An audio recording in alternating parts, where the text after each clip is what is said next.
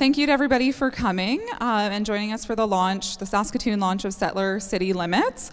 My name is Allison and I coordinate the Saskatchewan Indigenous Mentorship Network.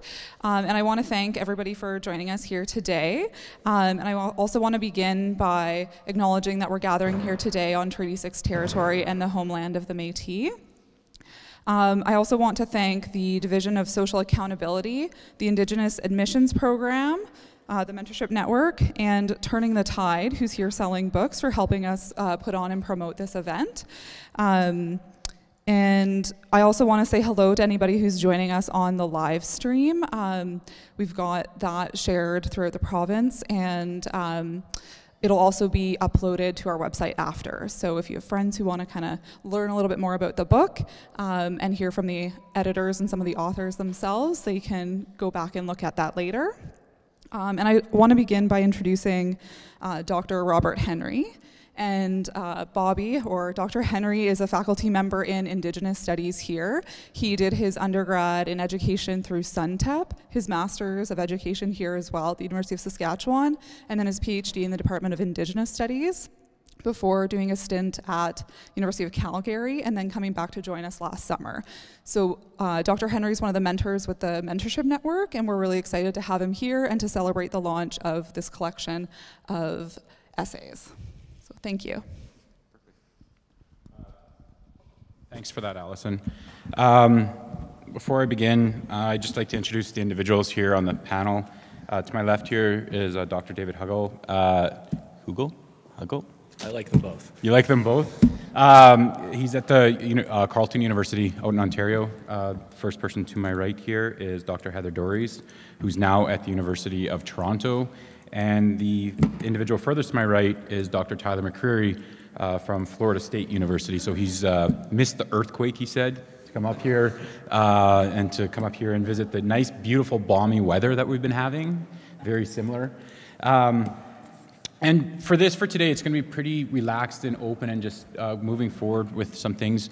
We're going to start here with kind of Dr. Huggle explaining the background of the book and how it came to be, just so we get an idea of why the authors came together, but also the importance of the book and why it's an important piece that we're doing a bunch of these launches here on the prairies, because we'll be going to the University of Winnipeg and launching two tomorrow as well, doing two launches as well. And it's these spaces that we're going to be talking about real quickly that led to the formation of us coming together, moving things forward, and then the length of time that it takes to do an edited collection. This all started in 2015. And here we are today, 2019. Well, 2019 it was published, and 2020 we're here doing this. So this has been about a 5-year endeavor. So I really want to congratulate everybody here, and also our colleague Dr. Julie Tomiak, who's unable to make it here today, and everything else. So I'll hand it over to David to give a background of everything. Thanks, everybody, and thanks to our hosts for having us. It's so great to see people out here this morning. We were reflecting on the way over here that at these these many kind of academic self-help sessions that people have for grad students and for new faculty, et cetera, there's a couple of things that always recur. One of them is definitely this idea that you should keep certain days where you don't make any appointments and just do research.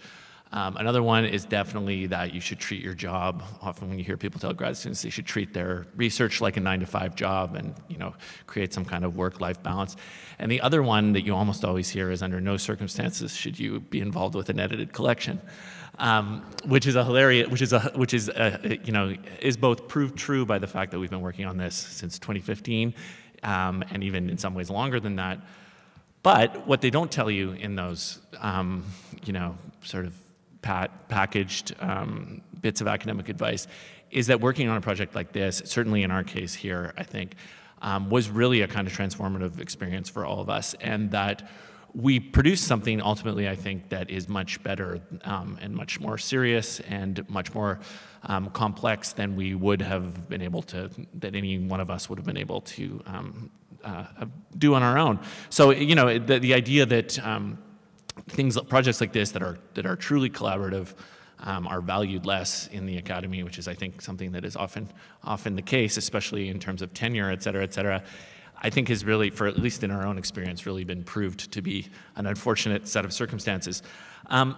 As I mentioned, this book is the process, and as Bobby mentioned, is the process of a really significant multi-year effort that involved a huge range of people, a number of whom were based in Saskatchewan and a couple in Saskatoon in particular.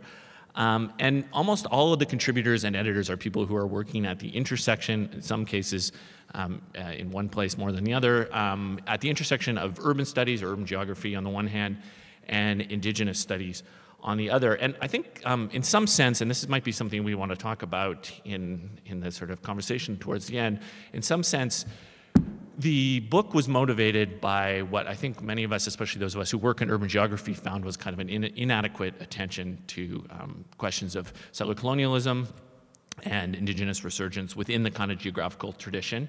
And at the same time, maybe for those of us that work in the Indigenous studies side of things, maybe a sense that urbanization, cities, urban life, and so on were not as richly theorized as we would have hoped. So really it's a kind of an opportunity, or we saw this as an opportunity to kind of make an intervention in that world and kind of bring a couple of these strands together. So we did so with an open call for papers that got a really great response, and then sort of spent the next 5 years curating that response, including a really wonderful conference that we did, or a sort of workshop that we did at the University of Winnipeg, which I guess 4 years ago now.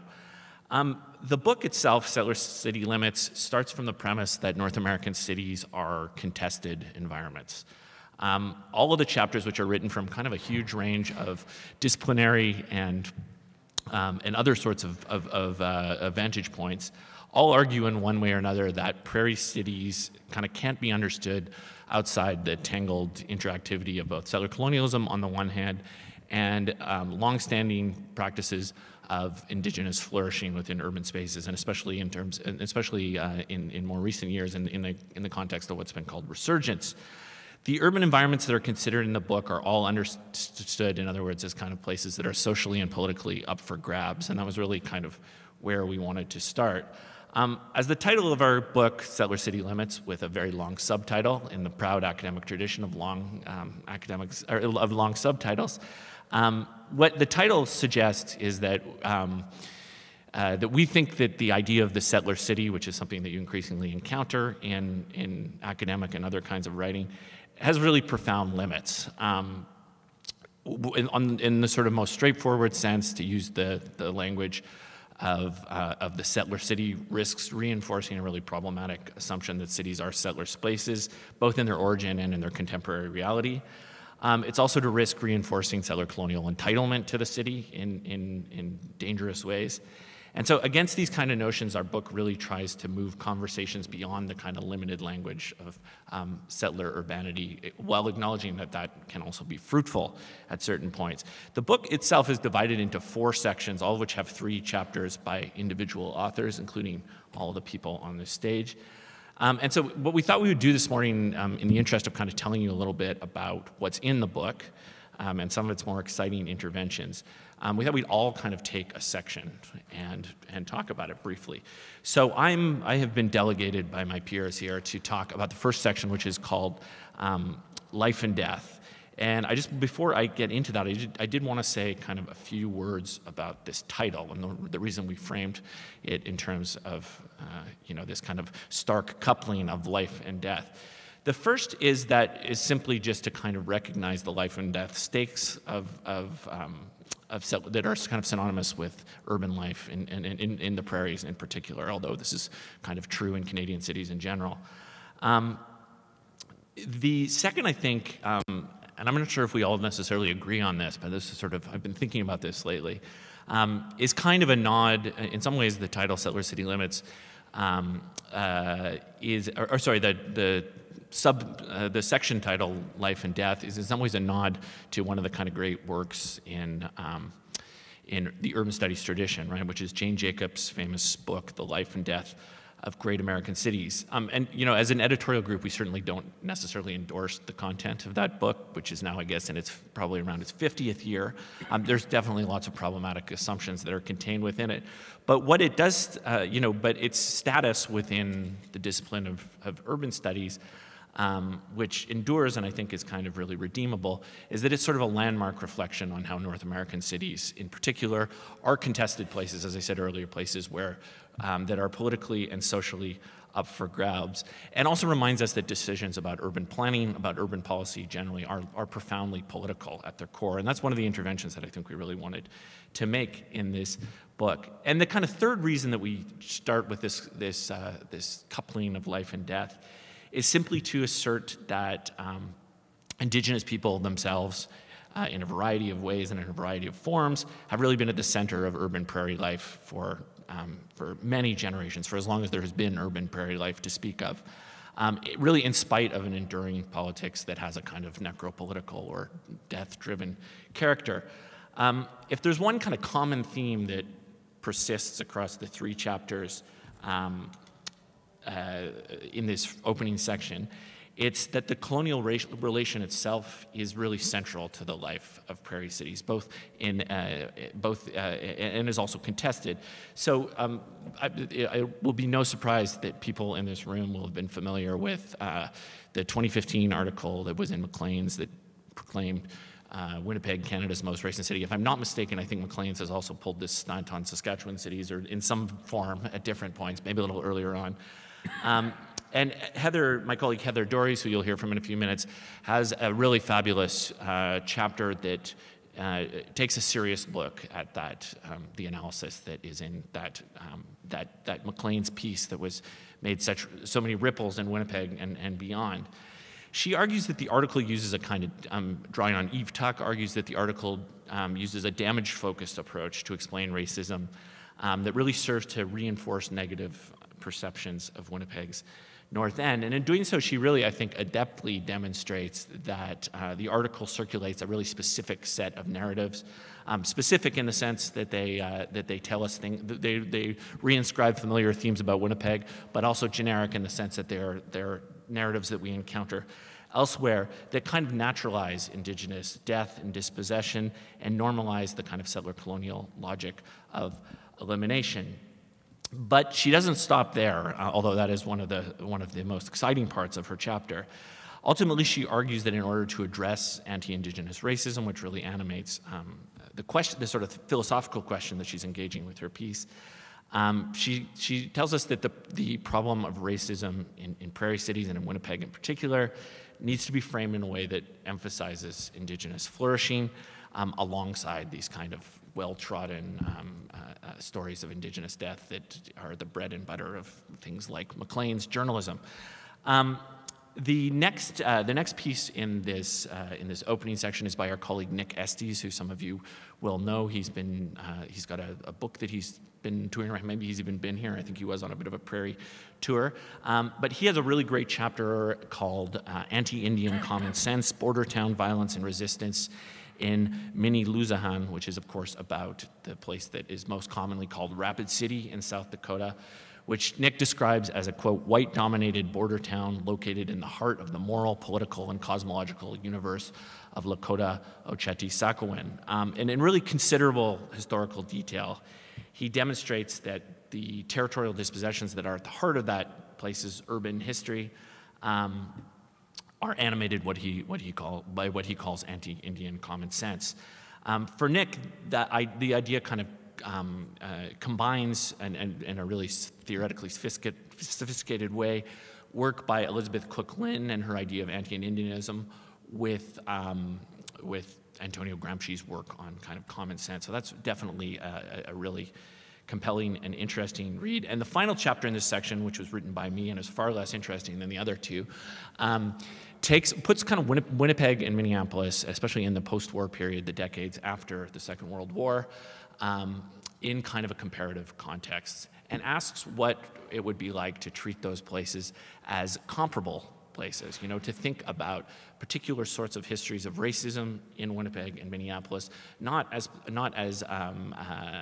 totally unique forms of racism, but as ones that are kind of in conversation with each other. And the kind of the philosophical motivation behind this piece is to really kind of write back against this tradition that has treated Canadian and American cities as fundamentally incomparable places. You know, there is a famous book called The Myth of the North American City that makes precisely this case. And what I try to argue in that piece, and I'm happy to talk about this further if people are interested later, what I try to argue in that piece is that there's something really powerful about refusing nationalist narratives of uniqueness, which are almost always forms of apology and ways of sort of softening the edges of colonial histories. And by treating settler states, Canada and the United States, for example, as kind of generic garden variety things that can be compared in a way that really challenges what I think we might call methodological nationalism, or this obsession with treating things or understanding phenomena within their national character. And for those of you who are from the prairies, which I assume is most people in this room, you don't need to be reminded, right, that these histories, that there are histories when we're interested in indigenous histories. The border itself is crisscrossed constantly in a number of really compelling ways that encourage us to defy the logic of treating urban phenomena as properly belonging in one country or the other. So I've said a lot. I'll stop there, and I think Bobby or Tyler, you're up next. Okay, thanks. Thanks. This is a unique experience for me. I did my undergraduate and my master's degree in Saskatchewan, but I now realize I'm a bit older, and there's a lot of new buildings on campus and in the city more generally, and a museum worthy of articles in the New York Times. The city has changed into one of the landmark destinations of North America, so it's nice to be back to what I remember as a quaint country backwater. Yeah, when we started this collection, I was just a young lad, couldn't grow facial hair yet. And now my playoff beard is in full blossom as we're bringing this to the close with the championship and its release.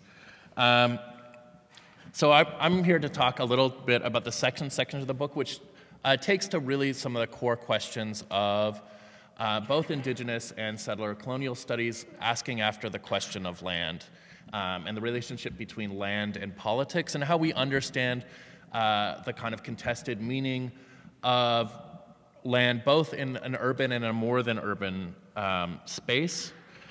Within this section, I think there's really three key contributions, which I'll briefly articulate and then come back to after giving a kind of summary of the chapters. I think the real keys of this section is exploding the urban-rural divide and showing how we have to rethink urban issues in regard to larger kind of territorial questions and bring the urban back into the context of the Indigenous territories that these cities are situated in. Second, I think through these, there's a really strong critique of the dominant paradigms of governmental recognition and urban planning and urban politics as they're articulated that continue to inscribe and contain Indigenous claims to space in the city and cast Indigenous people outside of the city as not truly belonging, and a need to essentially contest those paradigms. And then third, a strong call to, when we start to think about politics, recenter Indigenous concepts and frameworks and reimagine politics not just as a settler artifice, but as something that there are multiple different ways of configuring, and that we need to pay closer attention to kind of Indigenous approaches to understanding the white people problem as opposed to just white approaches to understanding Indigenous issues.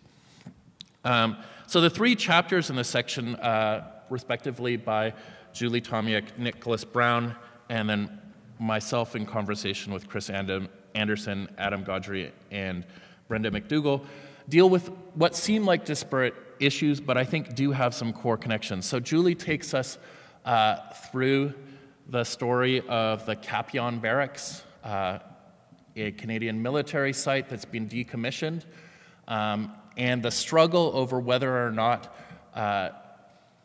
First Nations were able to claim it under treaty land entitlements. So if folks don't know, a very basic version of this is when the numbered treaties were made, not all of the land that was supposed to be given under the treaty was allotted, and the government has recognized they didn't make the reserves bigger. There's a whole lot of problems with the implementation of treaties and regarding the larger spirit and intent, but there is a delimited recognition that at least reserve allocation was insufficient. And we've set up in Saskatchewan and Manitoba treaty land entitlement processes to allow First Nations to purchase additional reserve lands to make up that difference. Under those policies, there's supposed to be a right of first refusal so that people in addressing that can claim lands. Cap Young Barracks is this military site in the middle of two incredibly wealthy neighborhoods. The adjacent neighborhood is called Tuxedo, which gives you a sense of the kind of class distinction of that part of Winnipeg. And there was a great deal of reservation by white authorities about the idea of giving First Nations a right of first refusal to buy land next to Tuxedo. And so she charts the strategies that the Canadian government went through and the amount of money and resources it devoted to fighting against the legal rights of First Nations to set up an urban reserve adjacent to a rich white neighborhood. Really charts the kind of enduring disrespect and still refusal to implement treaties even in the narrowest conception. And sort of asks us to call into question like our investments in certain ideas of property value that order the city and really like critically take apart our understanding of the city in terms of whose land it is and whose land it's on and what are the responsibilities that attend to urban land. The second chapter in the second section, which is by Nicholas Brown, shifts us to the US context and actually a story that is working from the other side. While the TLEs are bringing Indigenous claims into the city, he explores the Montana case study, this project from the 1940s that was trying to facilitate interracial reconciliation, and how the university reached out to the rural areas to try to negotiate through like a kind of extension service, interracial dialogue through community theater, bringing together people from the Flathead Reservation and adjacent settler communities. And he really wants to take apart how we understand cities and their relationship to rural areas to expose the way that cities and urban governance and large institutions like university are actually instrumental in creating these facades of reconciliation. He's deeply critical of these plays and what they put forward as reconciliation. While they did claim to want to bring recognition to Indigenous peoples, they did so in a largely assimilationist framework that was about bringing Indigenous peoples into the dominant economy. And he wanted, what Nick Brown really does is showcase how those rural negotiations are really embedded in broader political economies and cultural economies that attend to major philanthropic institutions like the Rockefellers who funded the project, as well as the universities in Montana, which were actually facilitating it. And understanding how an institution such as one we're in right now is instrumental in the extension of settler colonialism into rural spaces. And then finally in this section, we have a conversation between myself, Chris Anderson, Adam Gaudry, and Brenda McDougall, focusing on the question of urban Métis communities and how we understand the urban question from a Métis perspective. And that conversation really starts from the premise that if we're looking at many of the prairie cities, particularly if we grab a city like Winnipeg or Edmonton as another exemplar, the city's beginnings aren't as a settler place, that these are really Métis places. The forts around which people really started to build the communities were Métis homelands, and that it's not so much a question of Indigenous people coming and getting used to the city, but rather the city coming and building on top of a space that's already Indigenous and continues to be Indigenous. Chris has this phrase he likes, which is, sort of inverting or borrowing from Malcolm X, we didn't come to Plymouth Rock came and fell on us. And very much like that's how we should understand the urban question, is that it's layered on top of indigenous geographies. But what they also really insist on, and that comes through in that conversation, is that we need to stop bounding urban indigenous politics as a series of needs-based assessments about urban issues, and rather understand the ways that these spaces are connected to histories that transcend the urban. And that when we really talk about the urban Métis community, what we're talking about is networks that extend beyond. There's constant, within Métis history and present, movement between communities that establish like broader networks of kinship. And it's those broader networks of kinship and the political claims that attend to them that are really central to how we want to understand the questions of what Métis in the city need to be. So briefly reiterating what comes through this is this need to really push back the idea that the urban and the rural are separated. This push against a refined politics of recognition that delimits the nature of Native claims to space. And then, as I think is really exemplified by Brenda McDougall's larger work on Métis kinship, a need to come back to recentering Indigenous relationships and understandings to be able to redefine how we understand politics and what politics is. Thanks.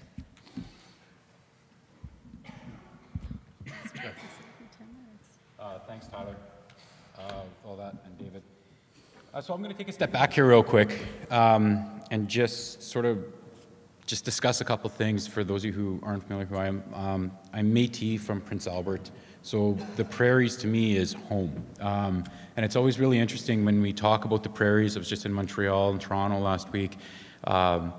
And you're out there and it's like, well, I've never been to the prairies. They just kind of fly over. And the prairies is this vast open space with not a lot of things happening. But as Tyler said, Saskatoon's in the New Yorker. The New York Times is one of the top 52 places. The Paris of the prairies. And there's a lot of stuff happening here. And we've always been here. And it's not just a vast open space, but there's a lot of kinship ties, relationships that are being built here and everything else. And we're actually, if we look at the prairies, we have a long-standing history of resurgence and resistance on the prairies that have really redefined Canada as a whole. And not just Canada, but North America, when we look at the different relationships that have happened between settler and Indigenous peoples. And so when this book was coming together, Tyler was one who actually came to me and asked, do you want to be a part of this collection? One, because we need a Métis scholar, and it would look bad if we don't have a Métis scholar on it. I was like, yeah, okay. Oh, it's the only way I'm going to be brought onto things, so I'll accept that one. But it was, I really appreciate Tyler reaching out to me, because Tyler and I, we did our masters together, and that's how we knew each other. And then being able to meet David and Heather and Julie and really beginning to understand where they're coming from and how they work, it was really transformative for myself. And I think when David was talking earlier about the idea of doing edited collections and how they're looked down upon in certain ways within tenure files and everything else, really takes away the importance of what these collections are intended to do, and it's to bring ideas together, it's to bring people together, and it's to really start formulating these things that we don't own all this knowledge, we don't know all of this, we need to collectively look at this so we can see multiplicities of ways of understanding. And I really think that if the university is really looking at indigenization and moving things forward, we really need to re-identify what these collections mean, especially when we look at Indigenous collective works, because we work in collective. And that's just the way that things are. That's my political push right now, because it's online, so we can go back to it at any time and go that way. But again, my work really is in policing and justice and health here in the prairies. And so the chapter, or the sections that I'm looking at is policing and social control. And there's three chapters in there. One is by Elizabeth Comack, who non-Indigenous scholar, but is one of the probably the premier experts, if you will, or knowledge individuals on policing and racialized policing, specifically on the prairies here, out of the University of Manitoba. And her chapters, policing racialized spaces, The second chapter is Michelle Stewart, non-Indigenous scholar, but one of the strongest allies, I think, that we have in this province, specifically at the University of Regina, in supporting Justice for Colton and the murder and missing Indigenous inquiries and everything else, very much engaged in the community, taking what I call not an allied role, but an accomplished role, where she steps back and moves forward in front so that there's a brunt coming to her and not the community, along with Corey LaBerge. And they look at the care to prison pipeline in theirs. They're looking at the impact of the child welfare system, specifically for cases that were in, excuse me, in Winnipeg, that really began to formulate and ask this question, like, what is really happening and have we really changed? And finally, plugging myself, it's my chapter, and what I do with my chapter is, again, with my research with street gangs and everything else, is really trying to take a different approach to this and to say, oh, gangs might be doing something a little different. It's not always positive. However, by just being in the urban space and the ways in which we have to control gangs, we're actually recreating presence in these spaces, and they're reclaiming these spaces. Even though it may not be positive all the time, they are still saying we're here, we're just finding other ways of being here. And so with that, I believe that this section, in my opinion, is one of the most important contemporarily right now. Not theoretically, contemporary. We got to put it in this way. And the reason why it's contemporary is we look at what's happening in Winnipeg. We have the zero police, the issues with the police and Indigenous peoples that are happening there, and the protests that are happening, and the way in which policing Indigenous bodies have become so violent. And these stories are starting to come up when we talk about the Starlight Tours. And this is where Elizabeth Colmack's work is really important here, where she theorizes the ways in which the Indigenous body and takes work from Razak on dying from improvement and other things and looking at biopower, and the way in which the body is controlled violently by the police, and it's become supported because the body is really not worth much, or it's worth less than. And so what Elizabeth does within her chapter is she begins to look at the relationship between policing and Indigenous relationships on the streets of Winnipeg, asking the question, what happens with the police and how individuals react. So it's more of a qualitative sort of approach within that. And as Elizabeth moves through the chapter and weaves through the chapter, she begins to take narratives from individuals on these experiences, stating that I just walk down the street, and simply by walking down the street, I'm stopped, and they're searched, and they're moving through. So what is this idea of how policing has come on the prairies? And then we link it back to the past, where policing, the Northwest Mounted Police, was actually created to suppress Indigenous movement. It was a way in which to survey this. It was a way to control certain bodies and making sure individuals don't move. And so she brings this past to the present and saying this hasn't changed. And really what's beginning to happen is that policing is racialized and policies are contingent on time and place. But its goals continue to work to separate and protect upper-class spaces from those who are unwanted. And this is the essence of what settler colonialism is. It's this continued erasure or movement of individuals out of spaces and away from things, because as Patrick Wolf, and as we allude to in the introduction, settler colonialism is a structure, it's not an event. And we need to begin to take the theories that are being brought across and these contemporary things to begin to learn that we need to, if we want to look at reconciliation and these other spaces, we need to move beyond looking at specific events in our past and understand how it's embedded within the structure, and policing is one of these structures. So we can't just always go back to residential school and say it's here, we said we're sorry, we're going to move forward, when we continuously see reports coming out that where the correctional investigator has said that we're indigenizing prisons today simply by having so many Indigenous inmates in prison. So we need to start looking at these sort of discussions that are happening here, and how policing is a part of this, because policing is the front line. It is the ways in which, if we get people to go to court, it's police that do it. Who surveys? The police survey. They have the policy. So it's the police that are at the core center of a lot of the issues that we're seeing happening here. So Elizabeth really rips them apart and everything else, but in a nice way, as she does within all of that. But when we look at policing and we look at incarceration, one of the biggest things that seems to be missed within these discussions is the role of children. And what happens when we start policing bodies, or we start having so many Indigenous peoples who are incarcerated? Where do the children go? And this is where Michelle Stewart and Corey LaBerge's article really starts following into this idea of the child welfare and this pipeline to prison. So they look at 4 specific cases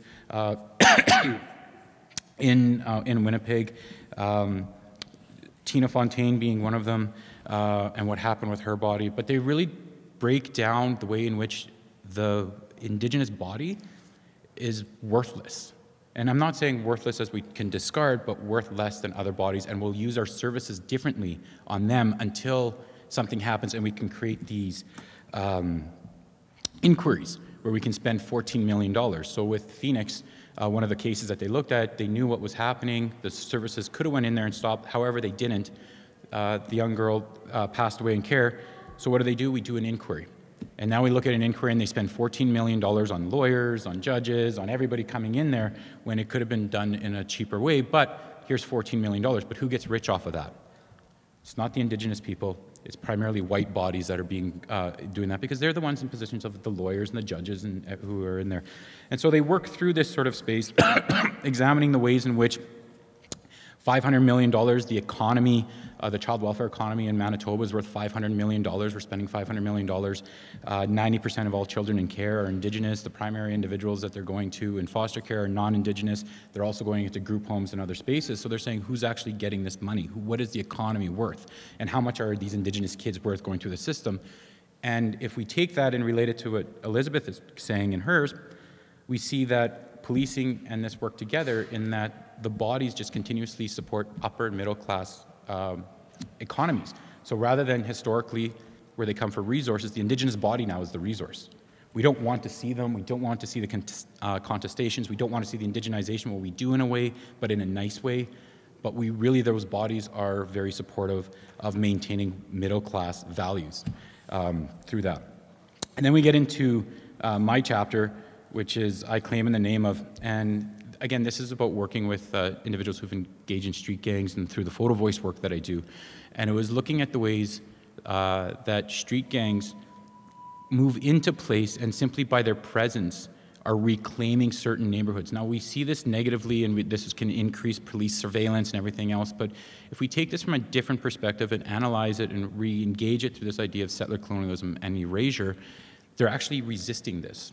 They're actually resisting the idea that they're not wanted or disappearing. They're actually challenging this sort of thing, although they're limited in the capital that they can do it in. And they're using the gang and the street space as a way to not just redefine themselves, but claim that I am here and we're not going anywhere.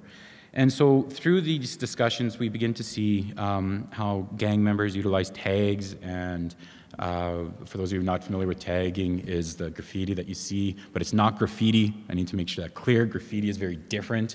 That's an old colleague or an ex-colleague, but dear friend, Judy Anderson. If any of you are familiar with artistic work, like go to Judy Anderson's work. She does graffiti, so her son Cruz does tagging and graffiti art, and she takes that artwork and then puts it on through beading on like on different hides and everything else. It's absolutely beautiful work that she does. And there's a huge difference between tagging and graffiti, just so you know. But it's these claimings of space, but it's also not just claiming on the walls, it's also the body and the presence. So the gang member has to present themselves in a specific way. They have to be there, and it's their movement through these spaces that show people that they're there and how they're trying to claim the space within this. And this is where I kind of take this idea of politics of recognition and move it in a different way than what Tyler was talking about and then what the good guy there. Oh, Glenn Coulthard talks about in his book on the politics that are moving in here. But it's a political way in which on the street, these bodies can interchangeably move across spaces and be recognized. But in the end, I guess the whole thing within this section is to really start looking at, okay, what is the role of policing? What are these structures that are actually in place that control and support settler colonial thought and narrative? And how are we seeing it today, and how are we actually reacting to it? Because again, going back, why this is so important and the economy of the body is so important is go to Prince Albert. You have the 30 years ago, the warehouses shut down, and everybody said Prince Albert was going to be no more of a city. However, it's the exact same size as it was 30 years ago. And we look at the economy that's there. You have the federal institution, you have a male provincial, you have a female provincial, you have a youth facility, and you have a Section 81 healing lodge outside. We look at that, and then we look at how many people are employed by that. We look at the policing that's done, the social workers, the nurses, the foster parents that come into this.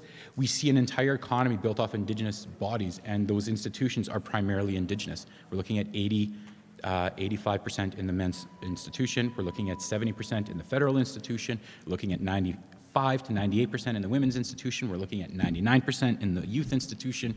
So our bodies are worth a lot. It's just we're not worth saving or going back, not saving, but moving back to the space of supporting individuals where they're at so we don't get to these violent spaces that are happening on the street.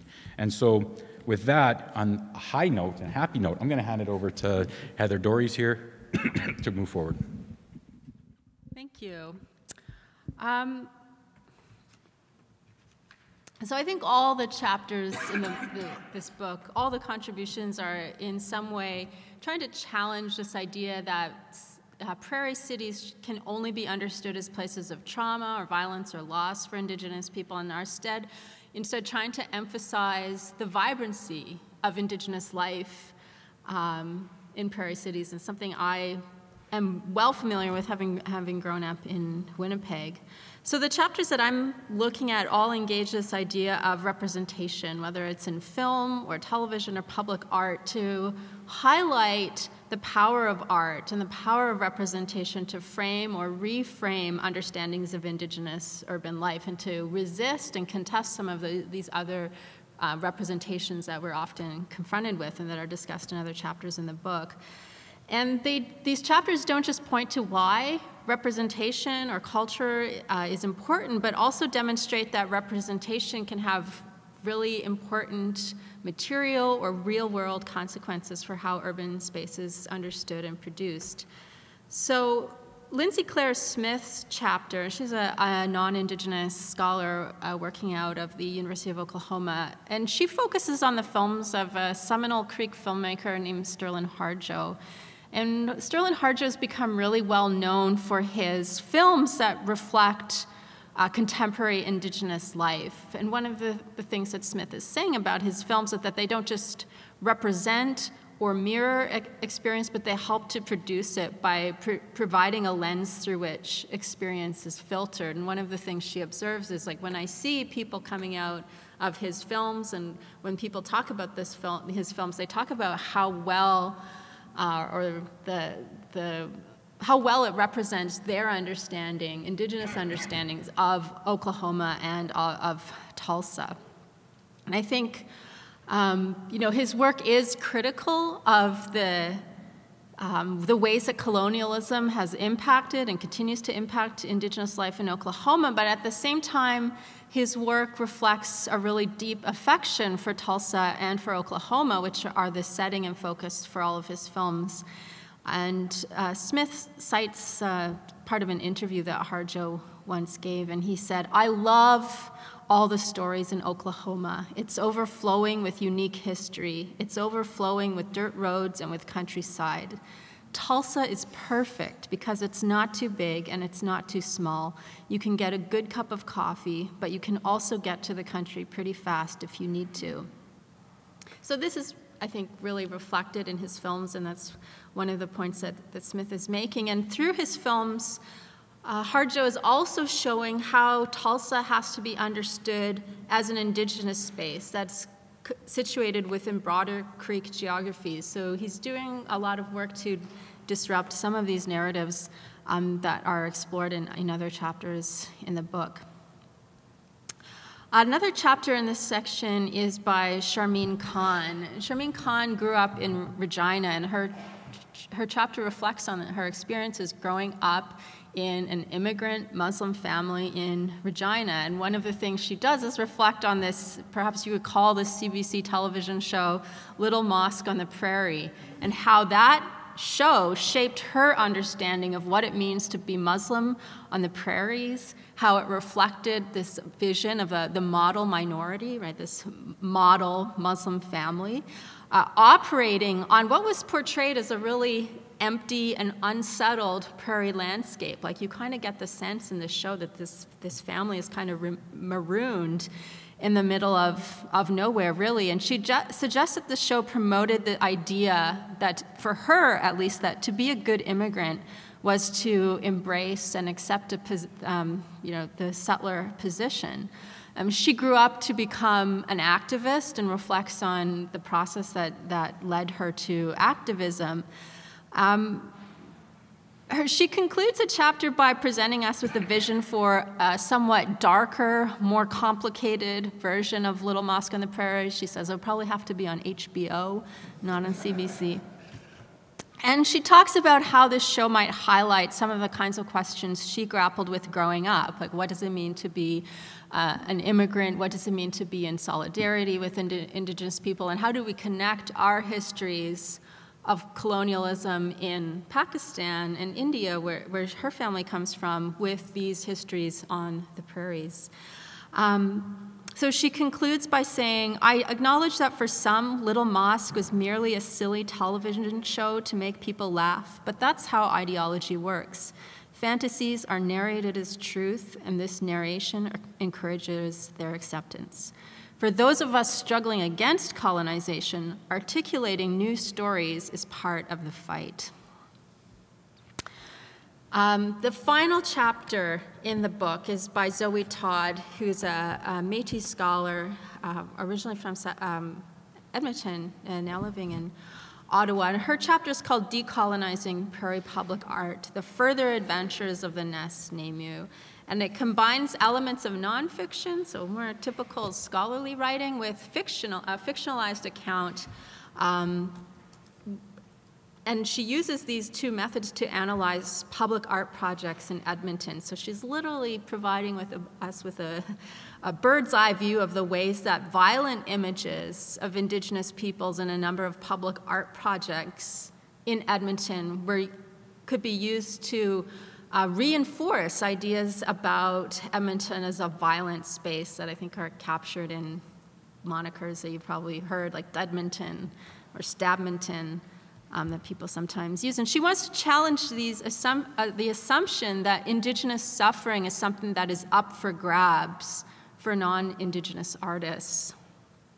And the perspective of the animals that she writes from provides a way of placing these debates within the context of longer Indigenous histories and regional geographies that these animals are telling us about.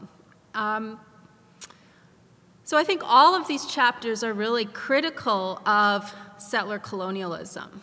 They're clearly troubled by and want to challenge all of the violence that we understand to be associated with settler colonialism in these places, right, across the urban prairie west. And yet what I think is interesting is that all of these authors write about and reflect on the importance of these places and actually write about these places with great affection. And it's this affection, I think, this care for these places that allows them to go beyond just critiquing, right, and focus on the changes and the ways that settler colonialism can be challenged and resisted, and then also to imagine alternatives. So I think I'll just conclude by reading a little passage from Zoe Todd's chapter, that's from the very end of the book. So at this point, the animals have convened to offer their critique of these art projects and to offer their opinion on how things should go forward. So the stickleback is speaking. The animals are holding a press conference.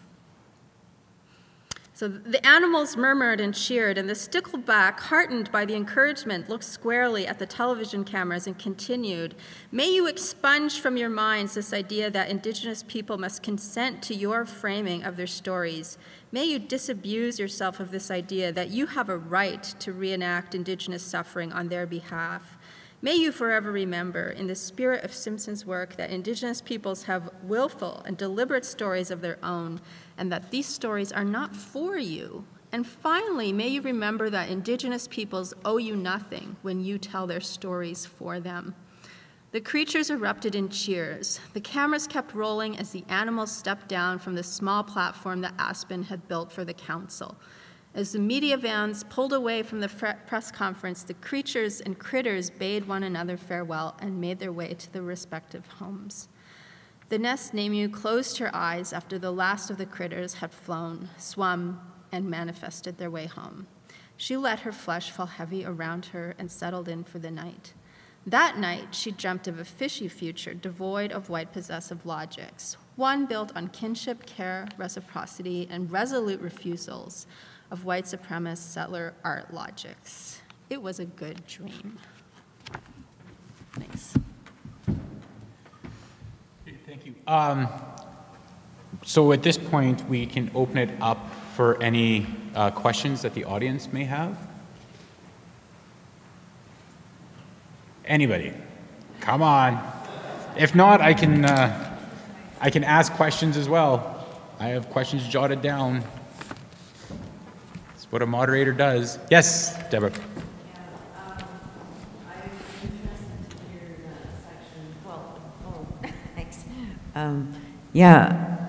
I liked what all of you had to say about this book. It sounds like it'll be a really great read. I'm interested in getting the book.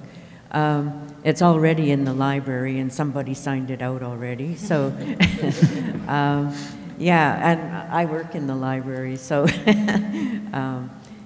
anyway, one question that I had has to do with the section you talked about, Bobby, and that was on racialized policing. And I'm wondering how many, it's kind of a two-part question, how many people in mainstream know about racialized policing?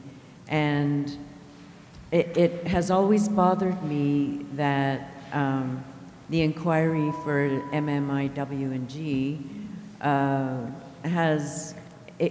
was mandated, you know, to not touch the police, basically. And it's such a contradiction. Why bother with that inquiry when the root of the problem cannot be addressed?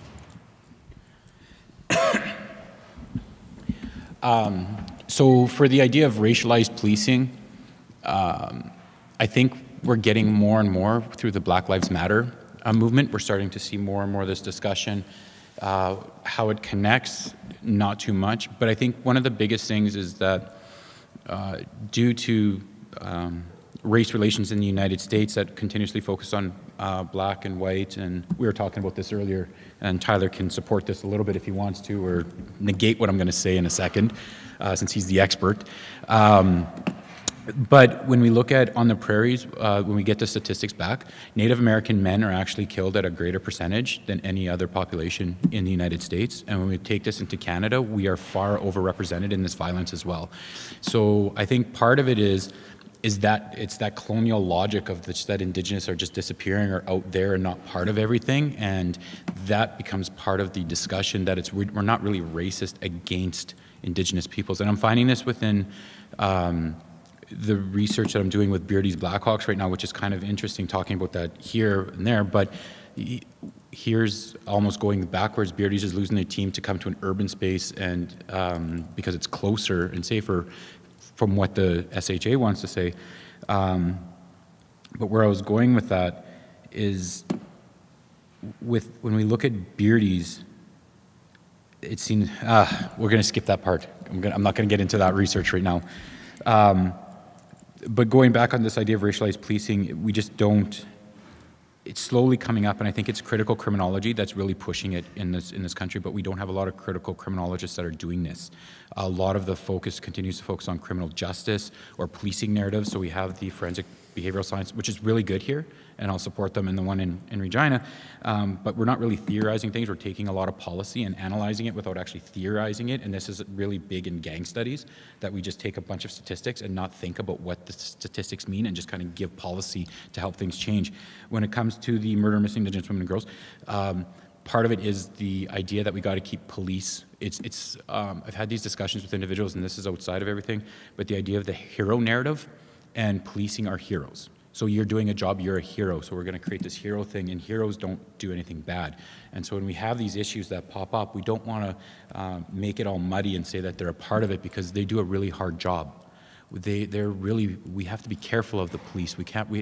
You can't do what they're doing and stuff like that. And it removes them from the idea that they're part of the community, that they're part of everything else that's going out there. And even though they talk about community policing, and we look at Chief Bray in Regina and the way he talks about community policing, it is all about hyper-surveillance of Indigenous bodies. And that's the way in which community policing is being done. When we look at this with the murder and missing Indigenous women and girls, it's a huge oversight, but it's a political one. It's not one that I think the Commission want to do, because if you go after it, if you go after policing, they're going to be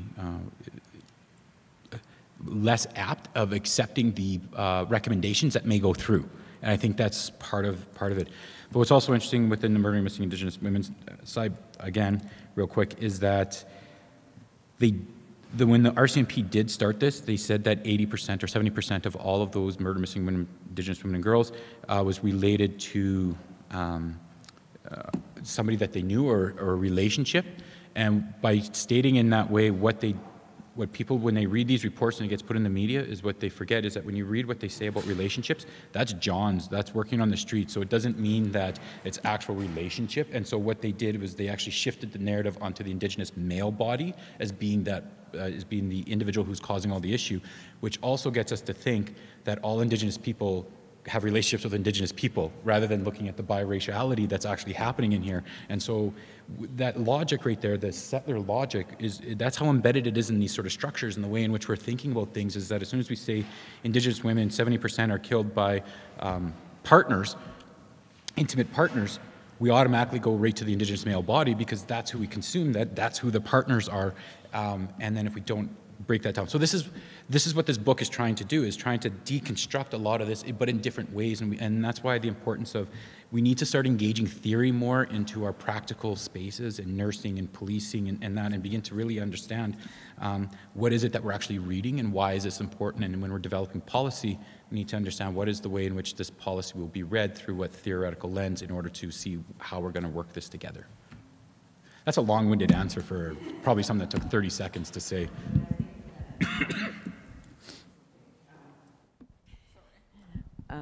Yeah, I'm just thinking that maybe in 5 years' time, people will be more able to accept that the police are part of the problem. That's what I'm hoping, right? Yeah, I think that the people in the inner city of Saskatoon, Winnipeg, and all that, they know the police are the problem. They also know that police are part of the solution. And so it's this real space, because when we're working on things, when I was doing the gang strategy here in the province, every community said, we don't want the police involved, we want to be able to do this here, but they have to be involved to support us. Whereas the police are like, no, we want to control this. And so this is where a lot of money again comes in on all of this. I think the problem is that people who are outside of the inner city, or who haven't gone into the inner city, or whose body isn't racialized, like I'm not a racialized body, I know that, I'm white-skinned Métis, so I don't have to worry about the police coming after me. Those who are outside and who haven't gone in or built these relationships are just believe that the individuals who are getting police violence onto them, we're enacting that violence in the first place, and so we can allow that to happen. So it's the rest of society looking in these urban spaces and rural spaces where Indigenous bodies are experiencing this violence. It's just okay for them, because the violence is okay. It's not against us. And if it ever happened against a university student, we'd have protests all the way through.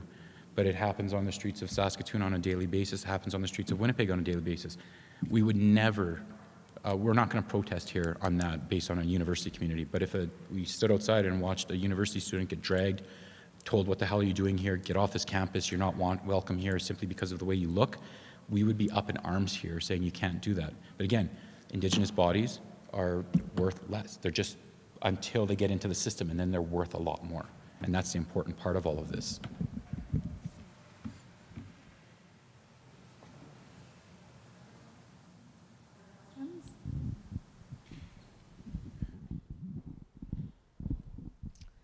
This is kind of for everyone. What are your reasons for writing the book? Like, was it just to bring awareness about the problems, or was there something else?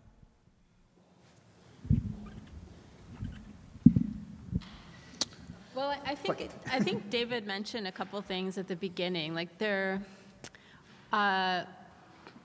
many of us who are involved in this are studying urban issues in some way, and we really noticed that urban studies was not dealing with Indigenous peoples or histories in a consequential way, right? There was a real gap there. But also that urban studies really tends to focus on cities like New York or London or Tokyo, and all of the theorizing tends to be based on really large global cities. And we just felt that there was something missing there, both about cities in general, but in particular about Indigenous experience in the cities when we'd focus on those types of places. So it was a bit of everything, right? We wanted to address a particular gap in a particular set of literature, but also highlight some of these issues to a broader audience. That was definitely part of it. Borrowing from Heather's earlier remarks, I think it's also, we have varied, but all in different ways, these deep connections to the prairies. So this is like, Craik, Saskatchewan is like where my family originally immigrated to. And understanding, this province and this place is something that is personally deeply important to me, and also I think part of a kind of political responsibility, that you start from where you come from and you ask these questions about these places to have a kind of sense of political accountability, to understand the places where we are, rather than to continue to fetishize the biggest cities in the world. And moreover, I would say that I have a very, I like all of you, but I have a very complicated relationship to Saskatoon as a place that I love and hate. And I think it's really important to acknowledge and therapeutically work through that in a book form, as a kind of way to kind of come to terms with these places and argue actually that, not only is it important because it hasn't been studied, but I actually think that if you pay more attention to these prairie cities, that we can learn things about how settler colonialism works that get missed if you're focused on New York. I fully endorse what you both said. I think I really like Heather's comment that I think all of us, and just about everyone, in fact, definitely everybody who has a chapter in this volume, really does kind of start from this place of affection for prairie cities and these long-standing personal entanglements with somewhere in the prairies. And just to kind of build on what you were saying, the denigration of places that are not in the Canadian context, Montreal, Toronto, and Vancouver, and in the broader context, some of the other cities that have been listed as sites of urban research, right? It's so extreme that there is even a language of so-called ordinary cities, which is, bandied about, and we talk about in the introduction to this book, for places that aren't those sort of usual suspects. And I think one of the things that we were really trying to show in this book is that if you're concerned about the questions that we are concerned about in this, places like Saskatoon and Winnipeg and Minneapolis and Rapid City are anything but ordinary. They're extraordinary places where some of the most interesting and dynamic experiments to take on the most deleterious effects of settler colonialism are being brokered. And so we think we have a lot to learn from these places, and we think that sort of our colleagues in urban studies and urban geography have a lot to learn from these places that can't be learned elsewhere.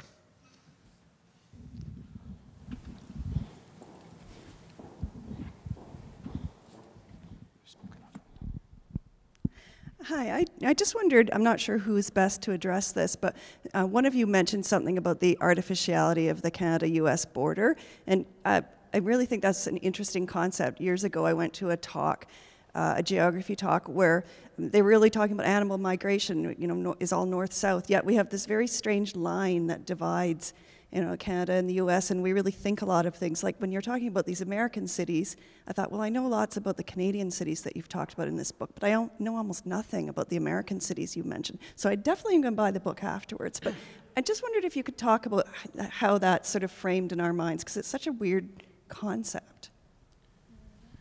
Sure. Yeah. Maybe I just say something quickly about that. I mean, especially I think that is, when we think about where Canadians actually live, right, which is 80% of us live somewhere pretty close to the U.S. border, and.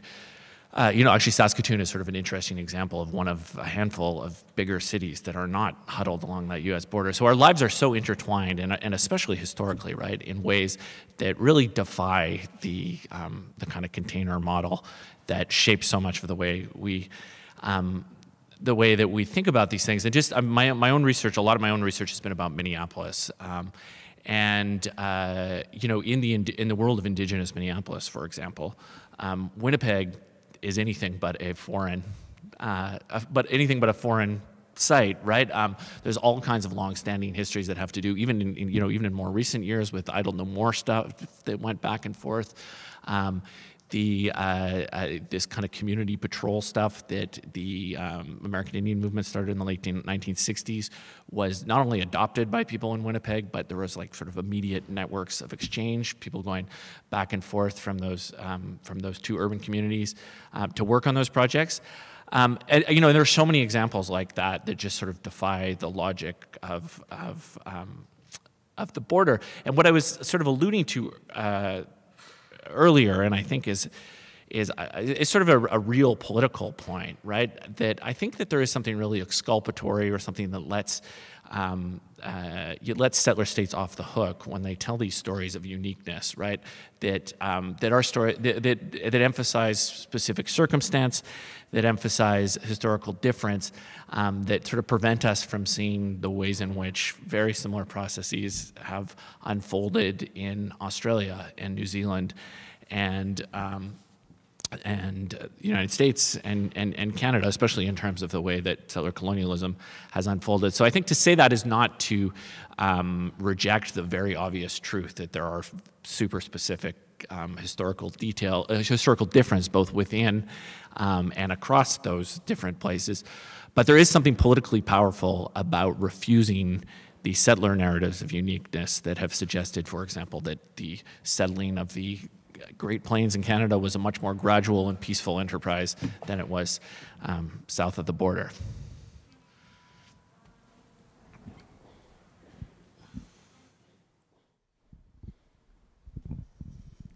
I have a question about whether or not the theme of food came up in any of the chapters in the book. I asked this from a place of spent the last a fairly significant period of time, the last little while, thinking about how traditional country, whatever language you want to use, traditional foods, country foods, get sort of kept away from the city, that regulations, that public health, regulations, that conservation, that they sort of try to create this barrier between the city and the non-city.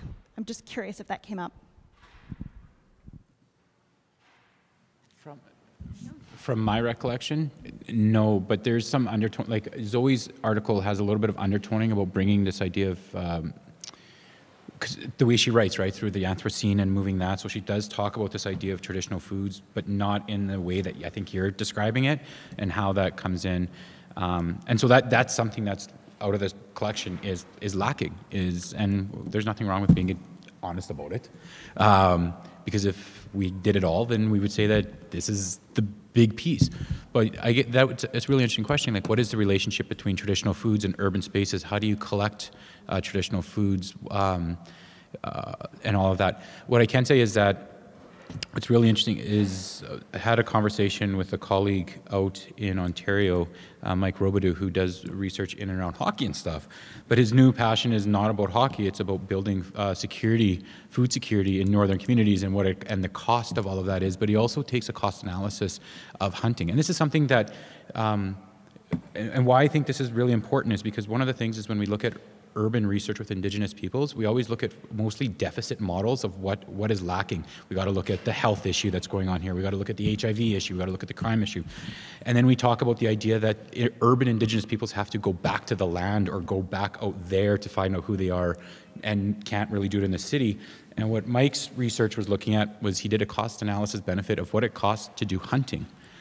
For an individual. So to get a rifle, the bullets, the gas to go through, and to ask an individual who's living in an urban space who maybe, and we know that the majority of Indigenous peoples live in urban spaces today, but the majority of Indigenous peoples living in urban spaces as well live under the poverty line, it costs roughly $5,000 to $6,000 to actually take somebody hunting who doesn't have everything handed to them.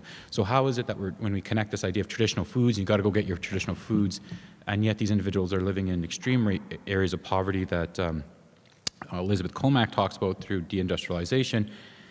What are we actually asking individuals to do, and how are we setting them for failure? And I think that's a really important point that we need to look at is when we begin to engage in cultural revitalization, how do we actually support people to do cultural revitalization when we're not taking in the economics of what that cultural revitalization means if we continuously say that Indigenous is out there. And that's what this book is trying to contest, is that Indigenous isn't out there, it's here as well.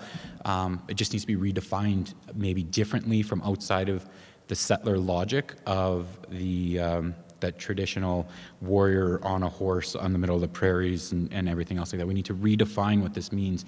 And I think that's why it's important for this work and the Indigenous people that are in this is to say that we are here, we've always been here, and that simply by just being here, we're challenging these notions that you have to be out there to come in and in order to be who you are, you have to leave, and yet we are here. This is our place of being. So there's a lot of other questions and answers that we need to go beyond, but I think this is one of a starting point that we can use to move forward with that sort of space. So just adding on to that, interestingly, I probably would have answered the same way, and food is not, because I just searched, an index term, but it does appear 11 times in the book. And part of what you actually just said is in the prison to pipeline, care to prison pipeline chapter. So the food desert in North End, Winnipeg, access to traditional foods is part of the story that Michelle Stewart and Corey LaBerge tell. Also, I mean, I think Heather brings it up in the context of what we need to think about in terms of like really defining what an anti-racist city might look like in Winnipeg, and that as a starting point. So interestingly, we didn't consciously think of it. It didn't make the index, but it is something that's kind of still punctuates the relations, particularly when we start to think through what decolonizing the city might look like.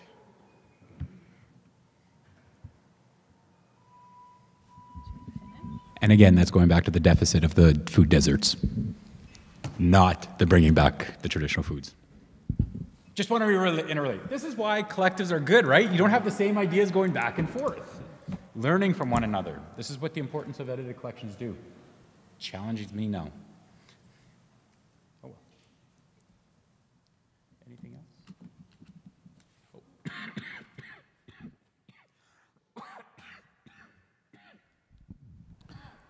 So I've been listening to you and I was wondering what are your projections, I guess, about the future, like 10, 20, 100 years from now, as things stand right now with Indigenous people?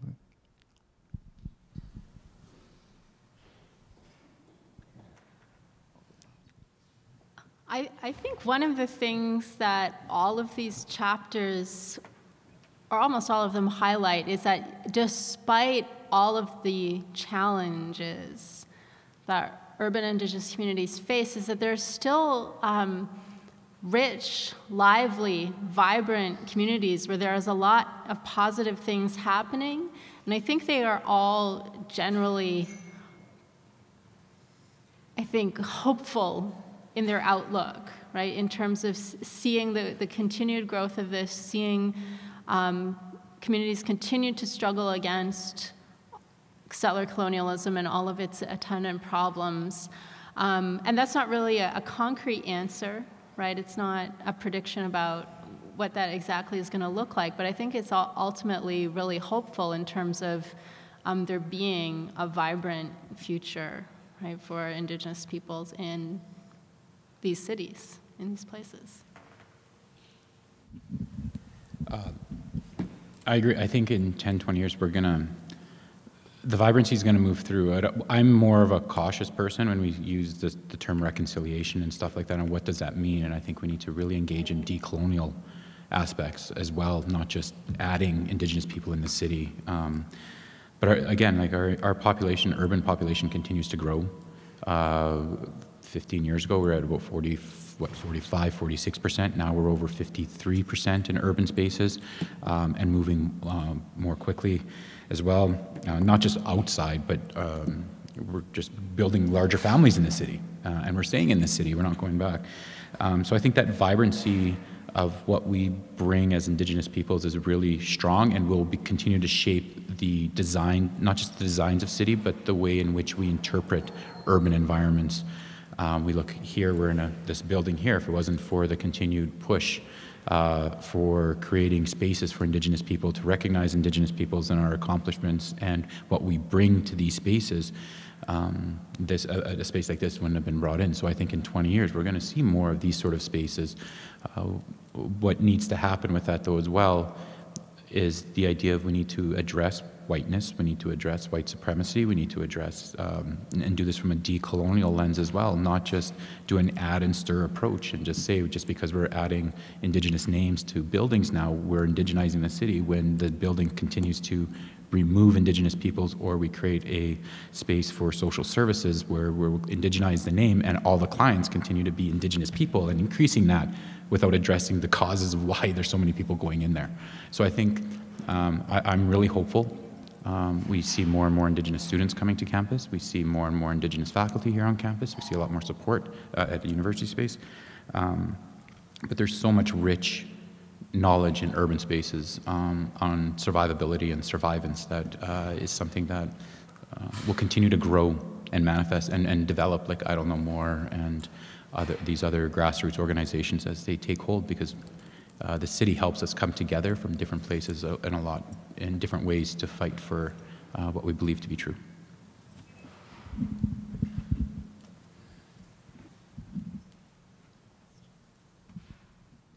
Are there any other questions? Please join me in thanking our panelists today.